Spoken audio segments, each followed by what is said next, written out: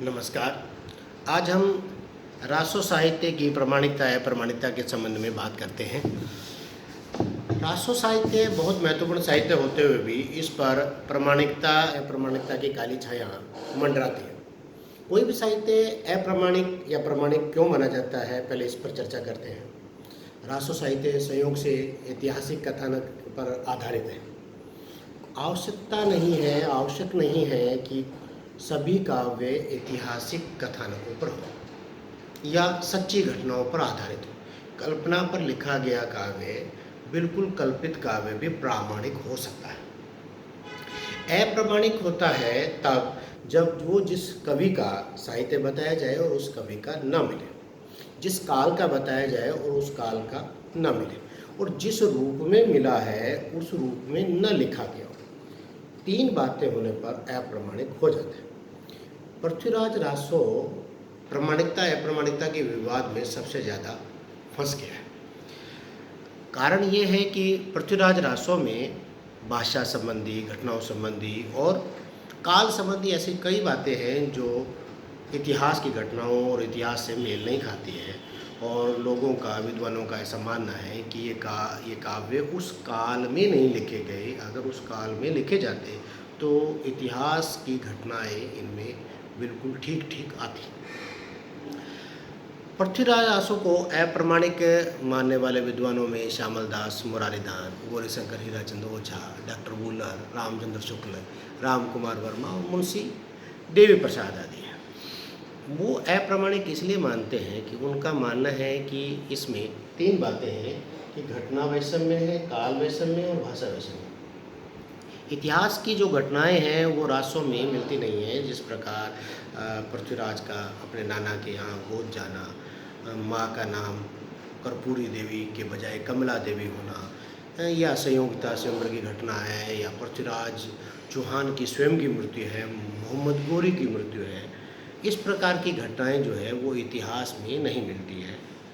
दूसरी बात है कि काल वैषम्य में जो पृथ्वीराज रासो में जो समय दिया गया है, जिसमें पृथ्वीराज चौहान सिंहासन पर बैठता है, विवाह करता है, होता है, इस तरह की सारी बातें इतिहास के समय से 90 या 100 साल का अंतर उनमें आता है।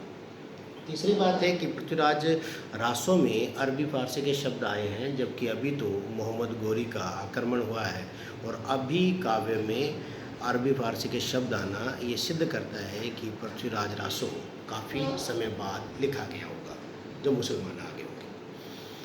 अब पृथ्वीराज रासो को कुछ लोग प्रमाणिक भी मानते हैं, जिनमें श्याम सुंदर दास, कर्नल टोड, मिश्र बंधु, मोहनलाल विष्णुलाल पांड्या, इस प्रकार के लोग हैं जो उसको प्रमाणिक मानते हैं। और सबसे पहले नागरिक प्रचारणी सभा ने इसका प्रकाशन भी प्रारंभ किया था, परंतु इस पर जब अप्रामाणिकता का साया पड़ा तो इस पर रोक लगा दी। ये लोग प्रमाणिक ये मानते हैं कि पृथ्वीराज रासो जिस रूप में हमें मिला है वो बाकी सारी बातें सही हैं, और कुछ विद्वान ऐसे हैं जो ये कहते हैं कि पृथ्वीराज रासो अर्ध प्रमाणिक है, जिसमें सुनीति कुमार चटर्जी, मुनिजिन विजय, अगरचंद नाहटा, दशरथ शर्मा, गोपीनाथ शर्मा, हजारी प्रसाद शर्मा, वो ये कहते हैं कि पृथ्वीराज रासो में बहुत सारी बातें प्रक्षिप्त हैं, परंतु बहुत अंश ऐसा है जो प्रामाणिक है। पृथ्वीराज रासो जब लिखा गया तो वो मौखिक रूप में था, फिर बाद में लिखित रूप में आया। पांडुलिपियाँ घरों में पड़ी रहती थी, छपी हुई थी नहीं, हस्तलिखित प्रतियाँ होती थी, और उनमें धीरे धीरे समय के साथ कुछ न कुछ लोग उसमें बदलाव करते थे जहाँ वो रखे पड़े होते थे। इसलिए उनमें बहुत सारी बातें ऐसी हैं जो प्रक्षिप्त या बाद में जोड़ी गई हैं, जिसके कारण उनके रूप में ऐसा बदलाव मिलता है। तो इसलिए हम इसको अर्ध प्रमाणिक मानते हैं, ऐसा विद्वान कहते हैं। वो ये मानते हैं कि जो घटना वैषम्य है वो इस कारण है कि पृथ्वीराज रासो के 4 संस्करण मिलते हैं। एक वृहद संस्करण है, एक मध्यम संस्करण है, एक लघु संस्करण और एक लघुतम संस्करण है। लघुतम संस्करण में केवल 1300 छंद है, कोई अध्याय नहीं है, और इसमें जितनी भी घटनाएं आई हैं वो इतिहास से मेल खाती हैं। इसका मतलब पृथ्वीराज रासो का लघुतम संस्करण ही असली है, प्रामाणिक है।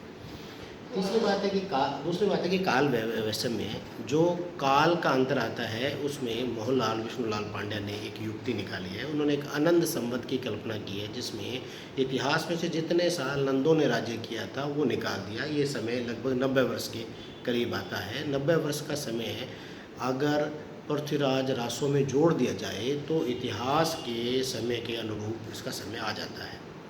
तीसरी बात है कि जो भाषा के संबंध में बात आती है वो ये है कि पृथ्वीराज रासों का लेखक चंद बरदाई लाहौर का निवासी था, और लाहौर में मुसलमान बहुत पहले आ गए थे व्यापार इत्यादि करने के लिए। तो उसकी भाषा में अरबी फारसी के शब्द इसलिए आ गए क्योंकि उसने बचपन से लाहौर में ऐसी बातें भाषा को सुना था। इस कारण हम ये कह सकते हैं कि पृथ्वीराज रासो पूर्णतः अप्रमाणिक तो नहीं है। इसमें प्रक्षिप्त अंश जगह जगह जोड़ दिए जाने के कारण ऐसी स्थिति पृथ्वीराज रासो के साथ आई है। पृथ्वीराज रासो को अब प्रमाणिकता अप्रमाणिकता के विवाद से हटा करके कम से कम इसके साहित्य के बारे में बात करनी चाहिए, इसके रस के बारे में बात करनी चाहिए, साहित्य के मूल्य की बात होनी चाहिए। और साहित्य मूल्यांकन पृथ्वीराज रासो का जब करेंगे तो पाएंगे कि पृथ्वीराज रासो एक विशिष्ट महाकाव्य, हिंदी का एक महान ग्रंथ है, जो आदिकाल के अंदर शुरुआत में जो प्रथम महाकाव्य लिखा गया है उस रूप में इसका महत्व अक्षुण्ण है। नमस्कार, धन्यवाद।